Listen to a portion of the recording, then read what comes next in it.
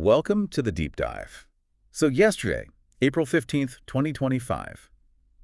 Well, crypto was certainly a mixed bag. Definitely. We saw some efforts for things to settle down, but also some really big money movements. Yeah, new regulations popping up, plus some, frankly, quite concerning security problems, and some corporates making big moves. It really is like a complex and kind of contradictory scene right now. Take Bitcoin, Right. trying to stay in that mid $80,000 range, $86,000 roughly, Uh-huh. even though we saw, quite a bit of money flowing out of those US Bitcoin ETFs. But then other companies are just buying more Bitcoin. Exactly. It's that contrast. Okay, so today let's unpack this. We want to pull out the key things you need to know quickly. Yeah. Get you informed on market consolidation, these sort of conflicting flows, regulatory changes, security risks. The ongoing corporate buying, and even this new angle with Bitcoin Layer 2 and real-world assets. Right. So where should we start? Market performance. Let's do it.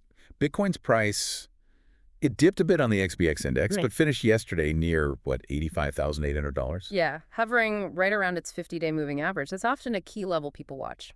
Resistance seen around $86,000. Maybe support closer to $83,000. That's the technical picture. Some see a bit more resistance, sort of a cloud around 85K, but the real story is the divergence. Okay, tell me more. Well, you have these potentially huge outflows from the US spot Bitcoin ETFs, maybe over $800 million just for April so far. Wow. Okay, so that sounds like maybe some institutions are taking profits or getting cautious. Could be, but then look at the corporates. Strategy bought another, 3,459 Bitcoin. Yeah, just adding to their pile.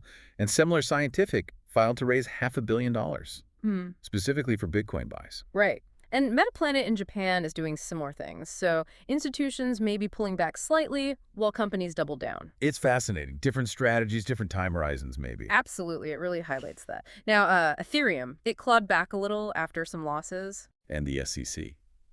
Still delaying on staking for the spot ETFs, right? Grayscale's proposal. Yep, kicking that can down the road. And some analysis suggests ETH's market share, compared to other base blockchains, is actually near historic lows. But there's that buzz about its potential role in decentralized AI, though. That's the emerging narrative, yes. Something to watch. What about Solana? It seemed a bit stronger. It did, trading near its own 50-day average, around $130, $132. There's talk Canada might even launch spot Solana ETF. With staking included. That would be pretty forward-thinking for a regulator. Definitely. And Solana's decentralized exchange volume actually flipped Ethereum's recently, which has a lot of activity there. Okay, but it wasn't all positive. That Antria token, OM, Yeah. what happened there? Oof, yeah. A massive drop, like 90% market cap just crashed. Nix. Rug pull accusations flying. Understandably, the community's suspicious. The team claims it was forced liquidations, though, and promised a postmortem.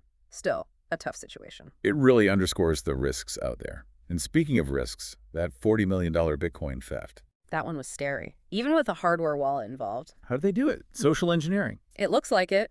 Phishing emails, maybe pretending to be Google Workspace alerts or the wallet provider, messing with support tickets, maybe even something on Reddit. So they bypass the technical security by targeting the person. Precisely. Shows that even the best tech isn't foolproof if the human element is compromised. And then ZK Sync lost $5 million from an admin account hack. Privileged access is always a weak point. Yeah, these security incidents are a constant reminder. Okay, let's shift to regulation. Germany. Right. BaFin, the German regulator, stepped in and halted Athena Labs' USD stablecoin operations there. Why? Compliance issues. They said Athena wasn't seeking authorization under MiCAR, the new EU crypto rules. Shows stablecoins are definitely under the microscope. And South Korea is cracking down too. Yeah, their FSC is getting unregistered foreign exchanges, like KuCoin and MEXC were mentioned, removed from app stores. Enforcement is ramping up. But then Canada might greenlight Solana ETFs. It's such a patchwork globally. It really is. Stark contrasts. Meanwhile, in the U.S., the SEC is still looking at ETH staking, XRP ETFs. Lots pending. Plus those other talks. The U.S. Strategic Bitcoin Reserve. Paying state fees with crypto in New York.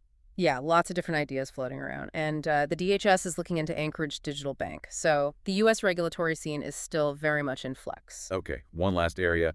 Bitcoin's tech evolving. This layer 2 stuff for real-world assets, or RWAs. Yes, this partnership between Dealbox and Orobit.